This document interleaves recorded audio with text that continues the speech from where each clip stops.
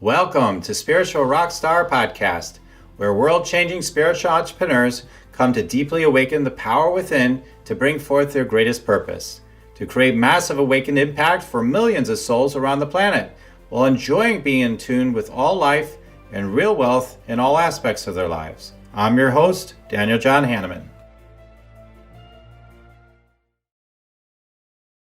Everybody, I'm so glad to be here again with you. I have an amazing being here, and I'll tell you all about her and what she's up to in the world.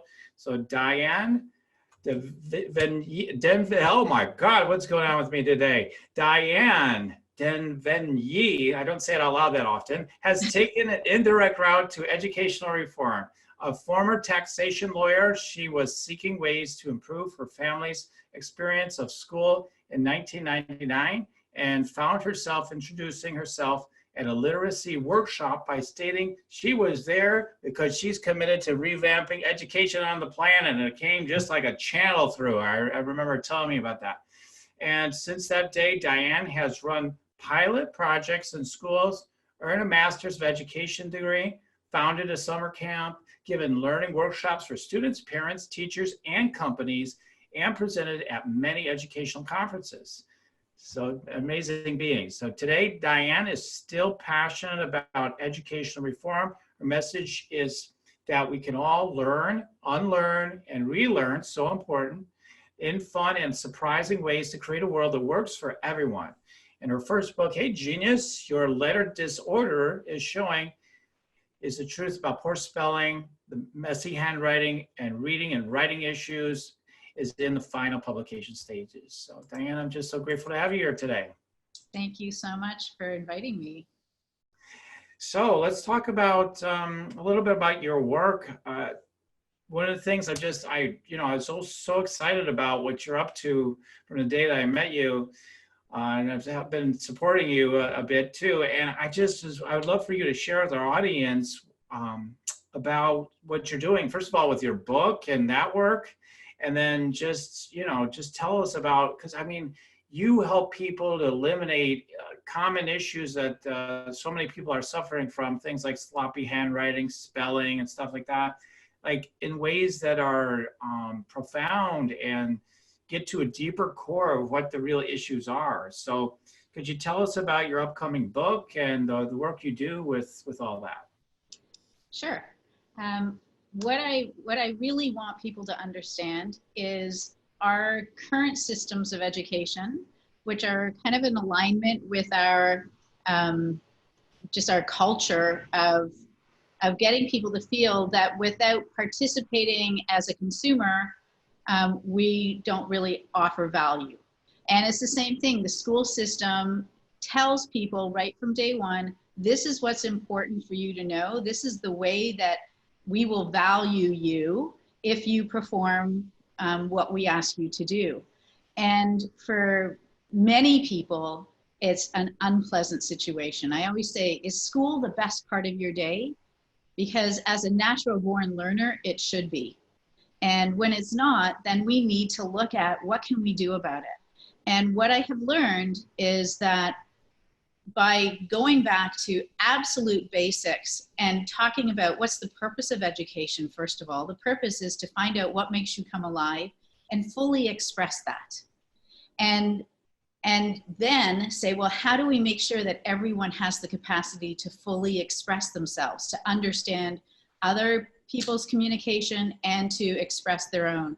And what's happening is in my province of Ontario in Canada, they are showing consistently that about 25%, or between 20 and 25%, so 1 out of every 4 or 5 students is completely failing in literacy. And then there are 50% who are not really thriving. And so in my research over the last 20 years, I have learned that it's possible to change that story.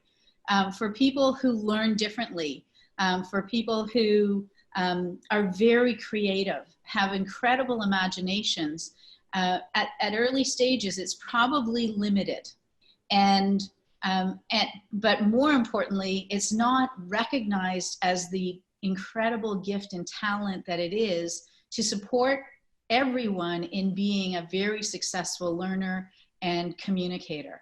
And so I want people to know, I say the truth about poor spelling, messy handwriting, and reading and turning your thoughts into writing. Those issues all can be traced back to confusion actually about the alphabet. And it's not just about figuring out how to know the alphabet forwards and backwards. It's actually saying, as a whole being, if I have a mastery experience where I learn to connect to myself, I learn to recognize when my incredible mind's eye that can see and do all kinds of things for me as an athlete or an artist or a musician or a scientist, learning how to take that and focus it so that you will be successful in your learning, and then feel totally empowered to fully express yourself in every way, and not just be a jock who sucks at school, or the nerd who can't do anything else. It's realizing we are all here to be all those things. And so I've identified what I call the most misunderstood and underappreciated issue in literacy, which is a lack of mastery of the alphabet right from the beginning. Yeah, that's great. So, and that's so profound, so simple yet so profound. That one aspect, right? Is how about mastery of the alphabet? What do you mean by mastery of the alphabet? I think it'd be very illuminating for you to share with us. Well, as I said, it begins with actually what I call learning warm-ups. We know athletes, musicians, they're going to warm up before they perform. And I say, we can just tell our brain, let it know that we want to have the capacity to accurately experience what's in front of us. If we have this mind's eye that can do all kinds of things, and it's doing all kinds of things while we're looking at something on a screen or in a book, we are going to have all kinds of confusion, and nobody understands why that is happening to people. But it's actually not that complicated if you just understand that's what's going on. And if your mind's eye can go over there, for whatever activity you're doing, you can also choose and set yourself up to be focused and balanced. And so I take people through a series of different exercises they can do to check in, just get into the habit eventually of just checking in. Am I balanced? If you can stand on one foot, then you know that you're ready to learn. But we don't even take that moment to set ourselves up. Once we've done that, then we can say, okay, now these symbols that we call the alphabet that have been confusing and eluding you in some way for your entire life, let's master them. And we literally make letters out of clay, and we put them into our hands, and we send that picture right into our mind's eye, so that we're starting to feel the power that we truly have as fully actualized human beings. So and you get to the point where you know the alphabet forward and backward, because you can see it, and you also now have a standard version of every letter, so that as soon as you see something on the page, you go, oh yeah, I know what that is, I know what that is, I know what that is, and then you move from there. Mm-hmm.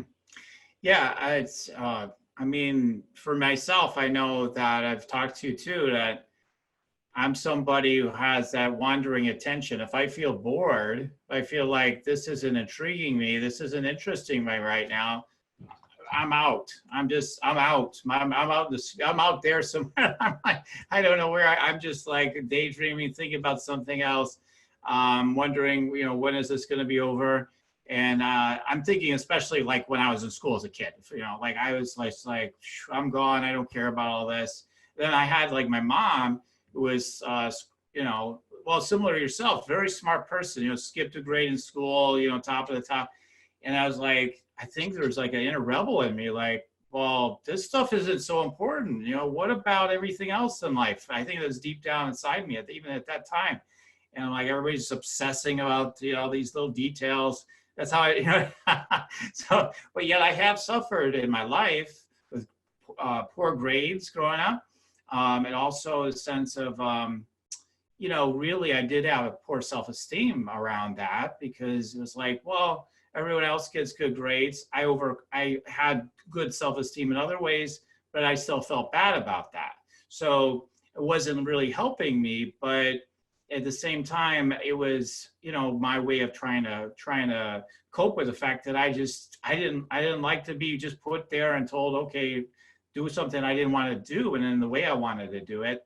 And so I'd love to hear your perspective, like for souls like me, like what do you see as a vision? Then we're going to get into doing some deep work with you to catapult your vision into the world. But tell us more about like how you see reforming the education system, so you know people like myself aren't lost in the so-called system. So what could you share about that? Because I think that's an exciting topic for us to talk about. Thank you. In fact, so there are two aspects. One is there are people such as yourself who, through other avenues of finding self-esteem, have kind of said, okay, yeah, that wasn't pleasant, and look at me now. I've grown through it. I still feel the wounds that are there, that don't need to actually be there. And the truth about it is, as I say, highly intelligent, very creative, and just nobody showed you how to use that in a way that was going to serve you in the academic setting. And so I'm writing a series of 4 books. So the one you described as the first, the last one is going to be It's Never Too Late. And it's looking at what can happen when you have this mastery experience at any age. I've worked with people in their 70s who have said, wow, I suddenly realized who I really am. And those questions I had and answers that nobody could provide are suddenly there. And I realize I'm even more whole than I ever thought I was. But the other piece is the purpose of education. Like, you're still kind of going, yeah, school really wasn't engaging for me. And it's not for most, because as Sir Ken Robinson says, if you look at really the purpose of education, it's to create university professors. And so if you're not heading in that direction, it's really not going to have much value for you. And that's what I'm saying, for schools to really state explicitly that the purpose of education is to support every student in finding out what makes them come alive. And what I'm proposing is that we follow the model that Google uses with its engineers. They say, you know what, if we give them 20% of their paid time, or equivalent to 1 day a week, to just do whatever would be fun for them to think about, to explore, I bet we will come up with some really great ideas. And that is what happens, that they are getting a lot of innovations when they give that sense of autonomy to their engineers, and then it carries back with them into everything else they do. And so it's the same thing. If students were given 1 day a week at the earliest levels, I'm talking about right from first grade, and then through high school and even beyond, 1 course per term, where you are accountable to yourself to just play with what makes you come alive, find other people, and start learning about our world, learning about systems, learning how to be an agent of change. Then when you're in your classrooms and they're saying, well, we want to make sure you're fully literate, and math is really good for building neural connections, and science is to help you understand how the world works and the systems that we're using for figuring that out, then and give everybody alphabet mastery right from day 1 in a true community of learning, where rather than feeling that everyone is your competitor, it's realizing every one of us is uniquely positioned to provide a piece of this puzzle to create a world that works for everyone. So that's what I'm proposing, and I'm very excited about really moving forward on that now. Awesome. Yeah, that so and you're just such a you're great, you're very spiritual, you're very connected, huge part of your life. We didn't get into all that yet, but I mean, you have so much value to share with people because you really are tuned into the depth of everything that's happening and able to channel and everything. So I mean, so you have enormous talents and gifts to share with people, and then your talent that you want to bring into the education system, I see in part is so that everyone else can also see, what's going on really more deeply for them. And I feel like, for yourself, I mean, if it's okay, it's a good segue into the next part of this is so that although you were, I'm telling your story a little bit, but you were really recognized in terms of how advanced you were in school, and yet you felt like, you can tell me how you felt, but like it wasn't completely working for you either in another way, right? Right. So tell us about how it wasn't working for you, and maybe we can kind of build from there into doing some clearing around moving you forward with your purpose more. Great. Yeah, I can remember the day in grade 4 when my new teacher and my principal were talking about what they were going to do with me, because in grade 3 I had finished the grade 6 math and reading programs, and so they decided they were going to put me in the hall and do independent study, whatever that meant. So suddenly I was separate from everyone, and up until that point I loved school, I loved learning, I couldn't stop learning. But I remember sitting there and realizing they don't want to see my best. They only want to see me do what they ask me to do and be the best at that. And so I decided that would be my new goal. I would only be the best in my class at what they were asking me to do. But I'd never explore more. I'd never stick out beyond that. Like I could do that much, but I would never cause trouble for them anymore, because they have a certain range of behavior that they want to foster in everyone. And whether you're struggling for whatever reason at one end or whether you're excelling at another, it's a problem both ways. And you really feel that you just don't belong. And so it got to the point that by high school, I really, really didn't like school. I really hated going to school.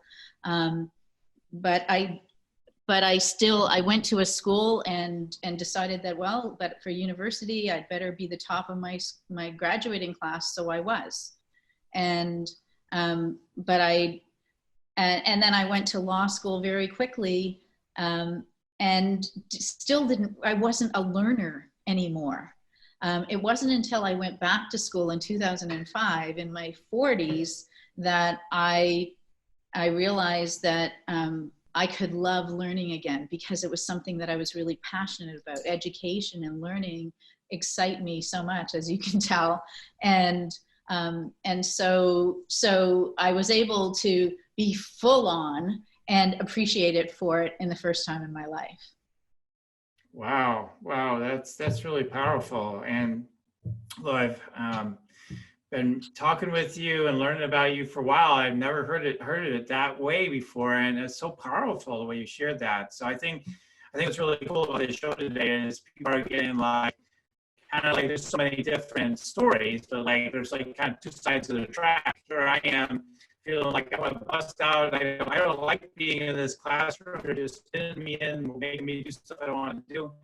It's the same thing for you, basically, only you were achieving with the schoolwork. It's like, you don't appreciate me, you don't really understand who I am.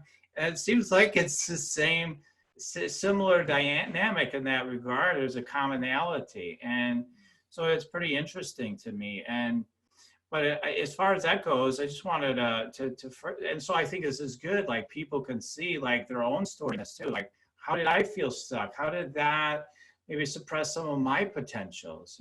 No one said, wow, you're really intuitive, Daniel. My God, how do you know like so much stuff, like just out of the blue? How do you do that? You know, no one said that back then. That took like well into my adulthood until I even realized it was happening and that people appreciated that about me. And so those are aspects I saw in myself. What are some of the aspects that people weren't seeing in you that you understood about yourself later and started getting appreciated more later in your life? Well, when I remember that day when I decided I was only going to be the best at what they were asking for. I also intuitively knew that I needed to shut down my creativity. And so I started living in my head. Like I just figured this is the extent of where I'm going to get all of my information, all of my knowledge, everything is here. And I used to joke that I was a recovering lawyer once I decided to focus on educational reform, because I was recovering from living in my head, which is where most lawyers live, which is where all your training seems to happen. And it wasn't until I started making these crazy creative birthday parties for my kids when they were little that I started going, maybe I am creative. And then when I started doing the training that ultimately led to the programs that I've developed, that unleashed in me, like, having my hands, sending messages to my imagination just opened me up to something. That's why I sometimes will channel spoken word poetry about things that I'm working on. And the other thing is my program is called Fearless Mastery. And so I thought I have to take on something I've been afraid to do my whole life, which was dance. I grew up as a musician, as a singer. My family is very musical that way, but we didn't dance. And I decided I was going to apply myself to dance, even though it scared me. And before I knew it, I became a danceaholic. It's my ultimate favorite thing to do in my life. And I used to apply my methods of visualizing and feeling, like they would show me things and I would kind of stand there and close my eyes and they go, "What are you doing?" And I said, "No, I'm just seeing myself doing this before we try it." And I quickly learned 7 routines for a student showcase 3 months after I started taking any lessons. And this is all in different ballroom and Latin and swing and other styles. And so it opened me up. And then I started realizing that I hear things. And sometimes it's animals. Sometimes it's trees and plants. And other times it's loved ones who are no longer in physical form, of people that I'm either with or are doing energy work with. And I started wondering, am I just making this up? But I had some really bizarre situations that confirmed that I couldn't possibly be making it up. And so I realized this is happening. And even this morning, there's a leadership convention in my city for our provincial leader for one of the parties. And I met her this morning and I was speaking with her, and suddenly all this information came to me and I just decided to share it with her. And she was like, "Wow, like that's amazing. I'd never imagined doing anything like that." And so I realize I'm constantly getting messages, and so now it's just finding ways to share it with people, and also to use it just as my own guidance system, connecting into my own guides. And one of them has been my mother, who left physical form in 1995. And her presence has been with me all this time.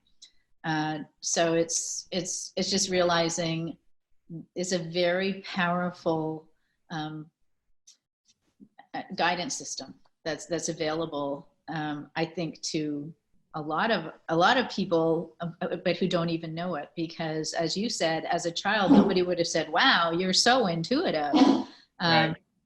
So that's where I'm imagining school systems where we recognize that in children and support them from the earliest ages, because I think we are all born with it. We just lose it unless we don't.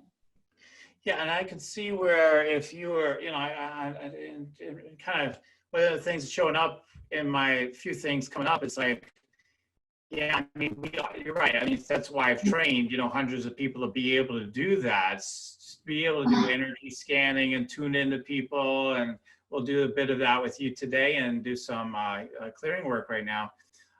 So, I mean, yeah, that's what I'm passionate about. It's one of the reasons why we've connected, because our paths and sync together is because there's so much more available. And one of the things I'm hearing that I wanted to mention is just, has been tuning in with you as we're talking today, is just a feeling of, you know, you really achieving in school, and then it's like, okay, yeah, oh, you're really, like, you get labeled, like, oh, she's like the really smart kid or whatever, like, she's, okay, so just put her over there, just, yeah, she's knocking it out of the park, and every time you're looking at you thinking, she's a real smart person, you know, like, that's kind of a big orientation a lot of people have. We get just, whether it's supposedly a positive or negative label, it's a label. It's like, oh, you're just a smart person, you know, really good. So, man, you're so good at that. And in some part of your aspect of your being is like, man, you don't really see me, do you? You know, and everyone would think that would be a positive, right? Well, wow, that's really good. I'm glad you see me that way. Wow, you know, you don't see me. And then the idea is like, you're so capable, you don't need any help. You're fine. You know, is a feeling I get, like, you're fine. You can do anything. You don't need anybody's help at all. And how that might, like, impact you. Like, it might have you feel in so many ways, but like, it might have you feeling like, well, I don't know. I do need help, don't you? I do need help, or don't I need help? Am I really smart? Maybe I don't need help. I could create almost maybe a little bit of a confusion almost at some level, you know, as you go along, like, yeah, I'm really smart, but like, I need help. I mean, we're all supposed to work together. I mean, so, and you don't want to play with me because you think I'm too smart. You're intimidated by that, or you have ideas about that. And so tell me more about how, tell me more about that, like how that has shown up for you, and then maybe we can deepen into those aspects with you. Well, I would say, you've heard me talk about a building that I bought that I had intended to be my live workplace, where I wanted to be training people from around the world in my programs and provide workshop space. And I bought it 7 years ago, and a year after that started the process of renovating and adding an additional level and doing things. And I realized I really suck at hiring people, and I trust people too readily. Because I can't imagine anybody being other than how I am in terms of loving people and doing my best to be of service to them. But I've learned the construction industry is a pretty crazy place. And as you say, you need help. And I even when I relied on people to help me and give me advice about who to hire, it just kept on going really badly. And I finally am at a point where I'm saying, you know what? I think holding on to this is holding me back from doing what I'm really meant to do. But it's been a long process of being able to let go. And because I've always been so good at everything, how is it that I'm not good at this? And one day it occurred to me, oh, maybe because you needed to know what it feels like to truly not function in a particular endeavor.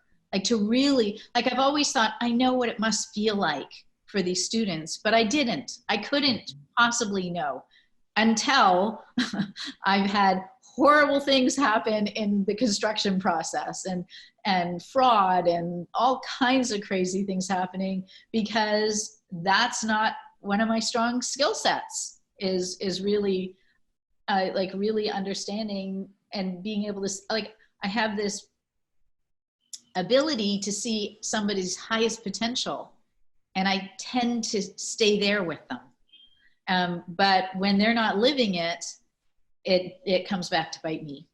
So so that's a challenge for me, and I'm really grateful to truly know how hard it feels and how to still love yourself when you're not successful at something, and then pay attention to, well, rather than spending time trying to get better, like, this is what I've been thinking, I can get better at this, I can get better at this, I can get better at this. And this is what we do to children in schools. We figure out, oh, this is your real challenge, you need to work on that, and then it will be to the detriment of your gifts.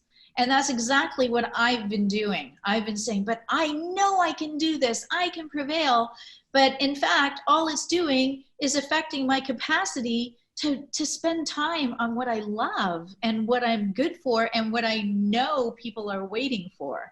And so it's been a really valuable experience, and I'm ready to just let it go. Like, I'm ready to move on and say thank you, and let's really jump into what's possible. Yeah, absolutely. And it's so exciting. And one of the things that I'm just being guided to is your throat chakra so strongly as you're speaking this round. And so the sense I get is just, just the basic simple thing is just this feeling of not really being heard, not actually, it's interesting. The way it comes through is like this, not really being respected, like not really being respected. How does that maybe resonate for you? How it comes up when I say that, like not really being respected?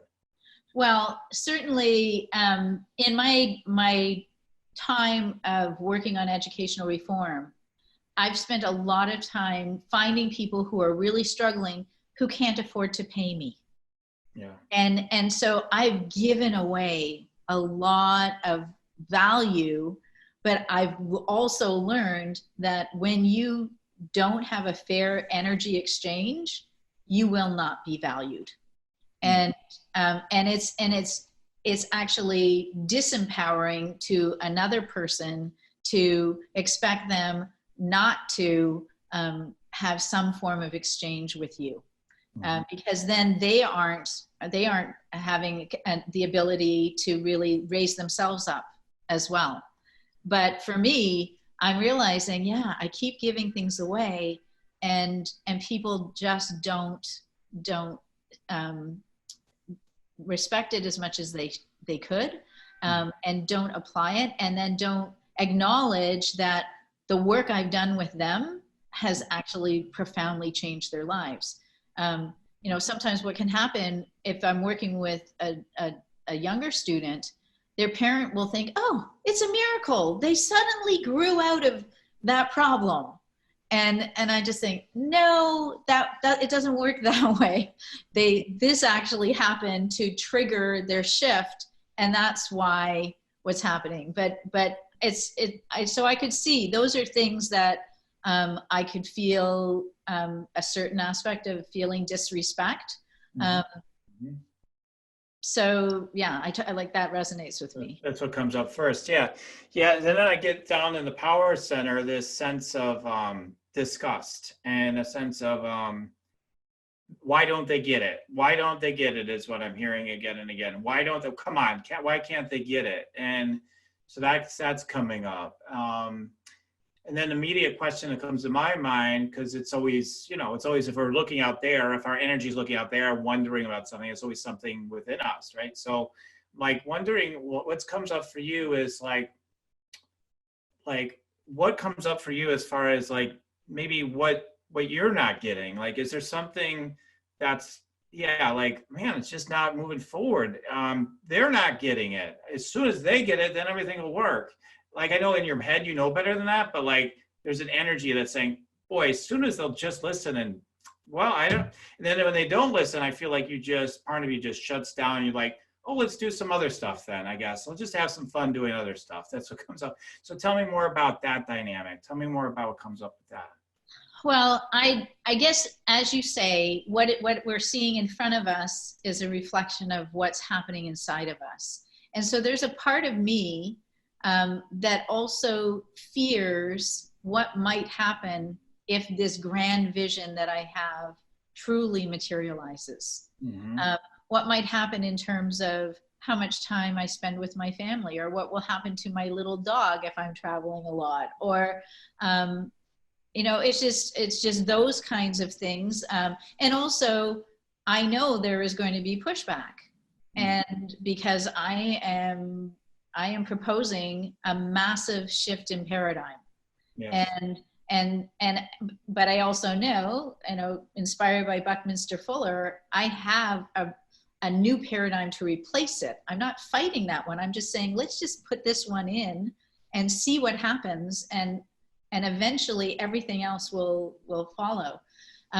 So there's that part of me, and so there could be aspects of me that are sabotaging my ability to really move forward. And the other aspect is that that I am not consistently applying myself as I would like others to do. And so, of course, we've got Gandhi saying, "Be that change you want to see in the world." And so it's really up to me to be consistent with my own processes, so that I will be attracting people who are looking to be consistent with their own processes. And so that's a block for me, is like, what's holding me back from really moving that forward for myself. Right. So my feeling is it builds up, your energy builds up a head of steam, and then it just kind of collapses. It's just like, okay, I'm out for right now. What else? Like I said, let's do some other things for a little bit here, whatever it is, you know. And then it's like, okay, no, I'm totally committed to this. Now let's get right back in there. And it's like, it goes back and forth. So, so what I'd like to do is some work to try to clear up that pattern so that it can be at peace and come forth and just be in a place where it feels good to be moving forward consistently without a sense of being like distracted. I want to just say how it might show up. So that part inside of you that's showing up for me anyway in your stomach, in your power center area, we're going to go ahead and tune into that and deepen you into that. And I'm going to say a few things right now to maybe stir up the energy just a little bit further to just confirm if that's the area we need to work on. So is that okay if I do that right now? See what comes up for you as I say some things? Okay. Okay, great. So I'm going to go ahead and just say some things, and they might sound mean, but it's just to see where energy shows up for you.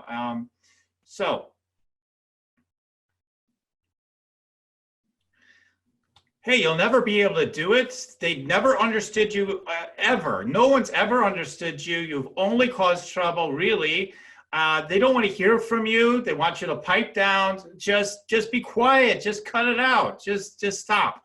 Where does that show up in your energy? Yeah, it's right in there. Yeah. Right in that third chakra. Great. So what I want you to do is, you might just shift your position in your chair just slightly because we want you on camera still, but shift your position just a bit. And then I just want you to let the sense of, you know, Diane just kind of fade away a bit. And then if you want to close your eyes, you can. And then I want you to feel that feeling in your solar plexus. Just really be with it. Feel it fully as you can. And then I'm going to go ahead and start dialoguing with that aspect alone. It's not you talking. It's going to be the energy talking. But first, if you'll just do, before we go into that, will you ask that energy if it has a name? Just ask, do you have a name? And then see what name it has, what name it likes. Pico. Pico, okay, all right. Okay, let's go ahead and talk with Pico. We're going to talk directly to Pico. So you're speaking as Pico now entirely. Okay, hi Pico, thank you for showing up. I'm so grateful. You play an amazing role in Diane's life. And is it okay if we speak together right now? Okay. Okay, cool. All right, so I'm grateful that you're willing to speak. I feel like you play a really incredible role in Diane's life, and I was wondering if you'd be willing to tell me what role you play in Diane's life. I protect her from disappointment. Mm-hmm. Okay. Okay. So give me, can you tell me more about that?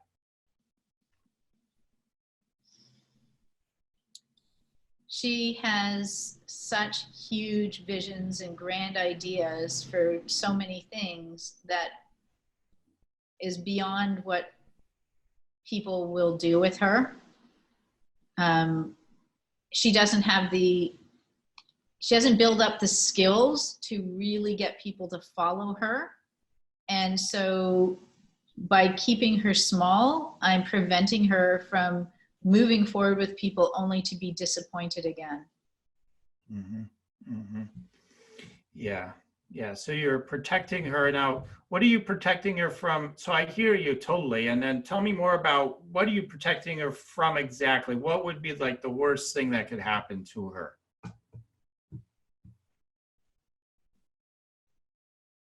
That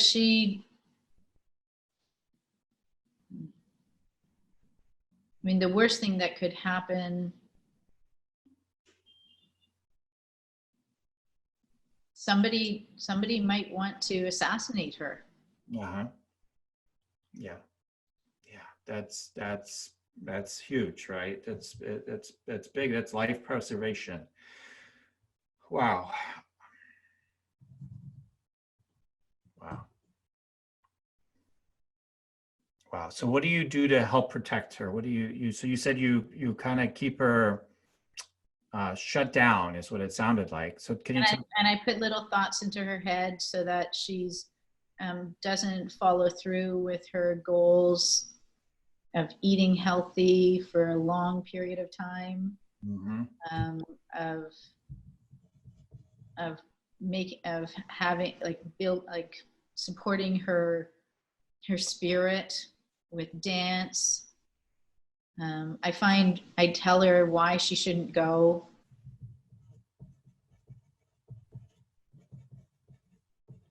Um, and I just keep telling her that this is good enough. Mm-hmm. Mm-hmm. Good enough. Mm-hmm. Okay. Okay. How do you feel about playing this role in her life? How do you feel about it? It's an important role because I'm Mhm. protecting her. Yes. Yes. Yes. Okay. Okay. Well, Pico, my feeling is that you are an enormous, powerful energy inside her. Does that sound true? Yes. I mean, it almost has a sense of all power to me. Is that resonate? Yep. Yeah. So my feeling is that you know you are really capable of doing anything that you want to. So you're infinitely powerful in protecting her. So you definitely nailed that down, and we're so grateful for that because if her energy comes out in a way that in a certain kind of way, she may not be so safe. Right? Is that correct? Yeah. Yeah.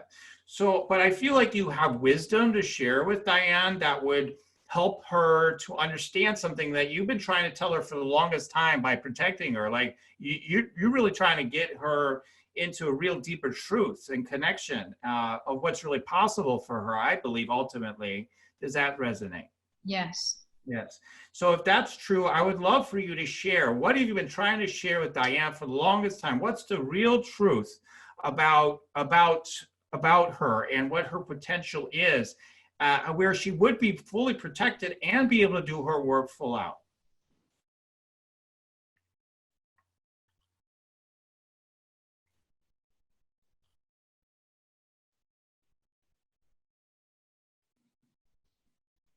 I've been allowing her to hear all the guidance that she's been hearing. I've been allowing her to um, experience messages from all forms of life so that she does know that she's protected. She does know that she has access to infinite wisdom and that all is well. There is nothing to fear. Mm-hmm. Mm-hmm. Yeah. Yeah. So you've been trying to. So what do you? So you give. So she's getting these messages now. How is that so important? I feel like there's something deeper though. I feel like that's part of it. But like, so there's the reassurance, it's the guidance. They'll tell you it won't lead you wrong, right? You'll know because you're helping her with that. But I feel like there's something truer, something even deeper, like something around really wielding her power in full alignment or something like that. So what, tell me about what is the relationship with this superpower inside herself? I mean, she's wielding infinite power and she's connected deeply with it. So I could imagine that could be frightening to try to wield that power. What can you tell her about wielding this infinite power that will help her to be able to do so effectively and safely and impactfully for the highest good of all? She came for a massive mission that she's prepared for. And the pain that she feels that others experience when they're not fully expressed is a small matter compared to the joy that she came to bring in the liberation.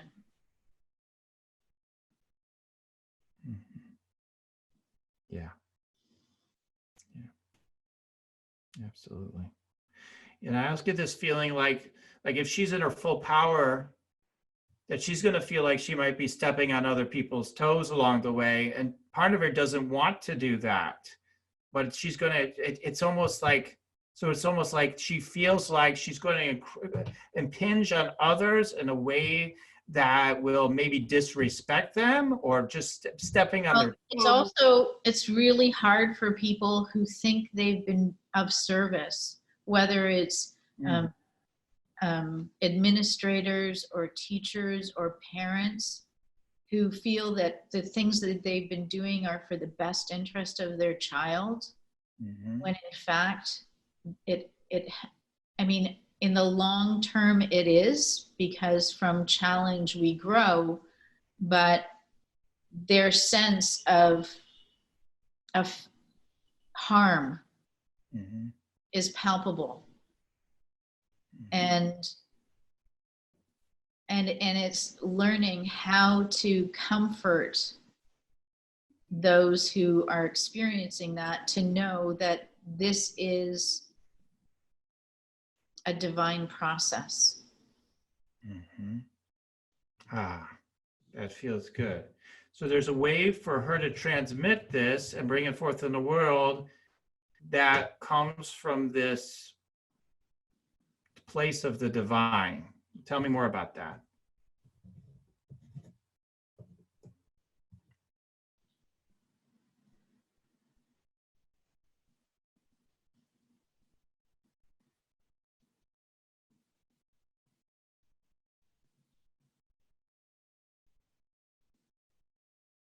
Well, it's when we recognize that the duality, and when we get very attached to this physical life that we have, that, and the ego becomes an important part, that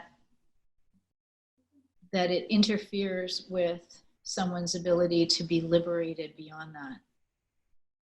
And it's a matter of just really radiating love and compassion and empathy and appreciation and having people feel that every role we play is exactly as it should be.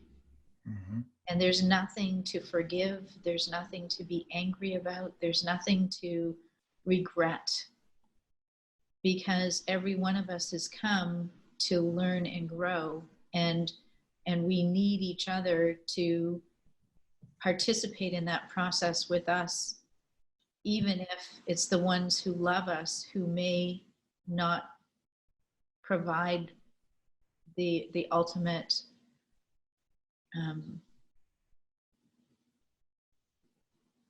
end of the journey, like the victory. Right.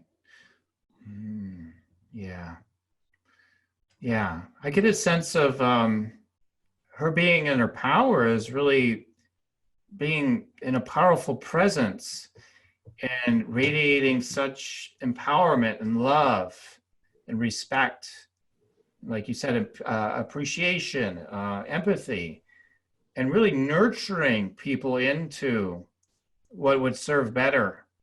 And it feels like a baby, more like the baby steps in a very respectful, deep way. And then when they're ready, things can accelerate at a much more rapid pace. And it's really the way it comes to me, as I'm hearing it, is together, she'll be growing together with those that she's serving, that she's ready for baby steps, so to speak, just as a way of putting it. And then they'll be ready for that coming from this space. And I just get a sense of exponential growth from there. Does this sound about right? Does it Yeah. sound not approachable? Okay. Okay, outstanding. So with all that given, with all that being understood, is there anything else that you're worried about or holding her back from? Like, are there other things you're trying to protect her from other than like people, wanting to kill her or just, like try to just shut her off or things like that? Are there anything else you're really worried about that you'd like to, like other roles you're playing to protect her?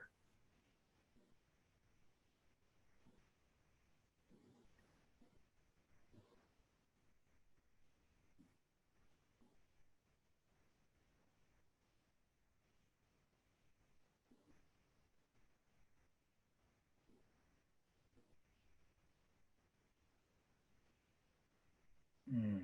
Mm. No, maybe not so much, huh? Or is there something there? No, the only thing is feeling my own liberation and opportunity to be of service in a new way. Mm-hmm. Mm-hmm. Yes, the serve, what many call is the new humanity, is the way it comes to me. That's just the phrase that I'm being given. Serve the new humanity. From such a deep place that transcends Diane's conditioning and aspect of just defaulting into her brain and her head to try to think it through. Is that accurate? Yes, and sometimes I put doubt into her head, Mm-hmm. so that Mm-hmm. so that that's been holding her back. That what if she's wrong? What if this whole vision that she has so much clarity about is a mistake? When in fact, anything that comes from a place of love is never a mistake, and love is all there is. Yes, amen. Amen. Amen. So what I'd like to ask you is, with all that being said, is what new role would you love to play in her life? I mean, you'll always protect her in a sense, but if you weren't so focused on, first of all, do you feel like it's possible for you to pivot from the sense of protecting her into a new role? Is that possible? Like a more evolved role? Yes. The Mm-hmm. being Ganesh, the remover of obstacles, Mm-hmm. the creator of synchronicities. Mm-hmm. Ah, okay. All right, you're sounding more like an energy of Ganesh now. Okay, awesome. Awesome. And will that keep her safe enough? Will she be protected in this from that space? Safety becomes less important than full expression of self. Ah, uh-huh. Nice. Nice. Nice. All right, great. Great. All right. All right, so great. So what I'd like to do for today is I'd love to do a quick prayer to presence this. Um, uh, so are you willing to receive that now? Are you willing to? Yeah. Okay, great. So so wonderful. So we're going to go ahead and do that. Is there any last things you want to tell me before I do that, though? Any last words? Today is the best day ever. Amen. All right. Okay. Here we go. All right. So we're going to be doing this for Pico. Now the Ganesh energy with that, and for the totality of Diane. So thank you so much, first of all, for showing up, Pico. We're going to go ahead and have Diane just shift in her chair. I'm going to do this prayer in a moment. So if you just shift in your chair and maybe open your eyes for a moment, Diane, and then, yeah. So are you ready to embrace what came up? Are you willing to embrace that energy? Okay. Okay. Outstanding. Okay. All right. So let's go ahead and do the prayer if you'll join me, and everyone on the line. This is for everyone. You all are experiencing this together with us. So if you go ahead and everybody just maybe close your eyes, take a nice deep breath now. In through your nose, up through your crown chakra, up through our higher self, up to love, light, source energy, up into the all in all. And as you exhale through your mouth, let this energy come back down through your higher self, down through your crown chakra, down through all your chakras, through the body, through our field, down through your feet, down through your root chakra, down to the core of the earth. So I speak these words, and I am for everyone listening to my voice. So I recognize God, love, light, source, spirit is all there is. I'm grateful that life is wanting to have a more vibrant and rigorous, beautiful experience of itself through me. I know that the all within me wants to experience infinite love and compassion for myself and all beings. That I am not a square peg in a round hole. I am one with the one. I fit infinitely into the cosmic picture of all humanity and all the universe. And I'm grateful to play my part. I know that as a leader, I am grateful to step into that leadership energy and know that I can do so in a present, deep, and powerful way with this energy of Ganesh that is cutting the untruths so people can feel their oneness, can feel their brilliance. People can feel the wholeness and wellness of who they are. And I'm allowing that to come forth, and I'm allowing it to lead the way, and that I can be effective, that I can cut off those things that are not serving me in my life, not serving me on my pathway, and allow myself instead to receive the love that has always been there for me, that's always been wanting to pour into me from the light team and from source. And I'm willing to let it flow into my energy, into my chakras, all the way through my energetic body, down to the core of the earth, and know that I'm whole and well, that I'm prosperous, and utilizing all my gifts, my creativity, my gifts as an intuitive channel and healer and way shower and present, deep, brilliant, creative being that can reorder systems right on the spot and do so in a way that is compassionate, lands, and works together with others that are implementing the system. And I'm grateful to hold presence of deep love and respect for myself and all of them, and for what has been. I know it serves so many people. It's not all bad. It's not all garbage. It's been serving the highest purpose that has been there for now, and now there's a next evolution that wants to take place. As I evolve, the purpose is evolving. The world is evolving together with my energy, with my consciousness, as I'm one with all. So I let it evolve. I allow myself to play, have fun, allow magic and synchronicity, put me in the right places and spaces to enjoy my life and to lead, and to allow myself to light up the world with the presence and essence of the power of what lies within me, that can see it, can understand it, and lead other people into their deeper creativity and power and aliveness and understanding, so that we're all experiencing more of the same liveliness. And I'm grateful to be a leader of it. I get to be a cheerleader of it. I get to just presence it. I get to just enjoy it. I know that any lingering fears or doubts are just there to lead me back into the Ganesh energy, so they can just be released. I can just cut those cords to those concepts, allow myself to feel the fullness of who I am once again, know that I'm ready. I'm ready to release all that has been, really release my place of dwelling right now, if that's what it takes. I'm willing to move into a new place of dwelling in my energy, and therefore in my physicality. I'm grateful to be guided to those brilliant people that are ready to hear what I have to share, that I'm respected, that people value what I'm sharing. They're investing deeply in it. They're giving me everything that is needed for it, because I'm loving myself. I'm loving who I truly am, what I've come here to do, the mission that's unfolding through me, and I'm ready for it now. I know I'm protected. I know I'm safe. I let people come in. The riffraff is done, because I no longer have energy resonance in it any longer. So I allow myself to be loved and cherished and championed forth, knowing I can trust exactly what feels exactly right for me through my intuition, through the downloads I'm getting, and I take rapid action on what I know to always be true, and let go of the rest, loving everyone compassionately and deeply and completely right where they are, yet taking the most effective action possible, releasing all people-pleasing ways, and just being effective, therefore serving the highest for all. So I let this grounded land on being most successful and prosperous and allowing my purpose to unfold into the world, and knowing that I'm ready for it. I'm letting ground and land through my root chakra down to the core of the earth. And I'm grateful to just dance, have fun, do all the great, beautiful, joyful things I love doing in the world, being creative, letting my creative force be unleashed, yes, fearlessly and abundantly. And I inspire others to do so as well, as a whole new way of connecting and quote unquote learning and connecting and allowing the love and compassion and the brilliance that everyone is that can be recognized, witnessed, and experience. So I'm grateful to let it all be, and know I'm being successful at taking the next steps, knowing they may feel like baby steps at times, and then big, bold, huge steps are happening simultaneously. I know it's all working for the highest good of all, and I'll know what's the right next step each step along the way, and I trust it fully. I trust it fully. I trust the power within me fully to move forward with it, to let it happen, to let it land in the most beautiful, joyful, amazing, powerful ways, knowing that all the unconsciousness is surrendering to it. And I know that I'm safe in the surrendered energy, knowing that people may have emotional experiences through it, and I honor and respect them, and I love them.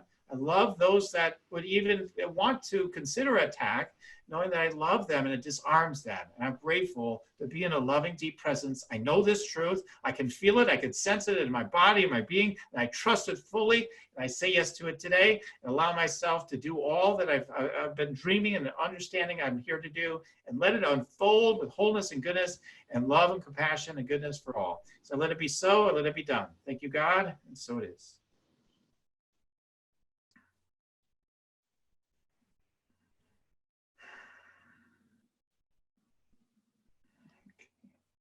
Thank you. Okay, Diane. All right. All right. A quick check-in. How are you feeling right now?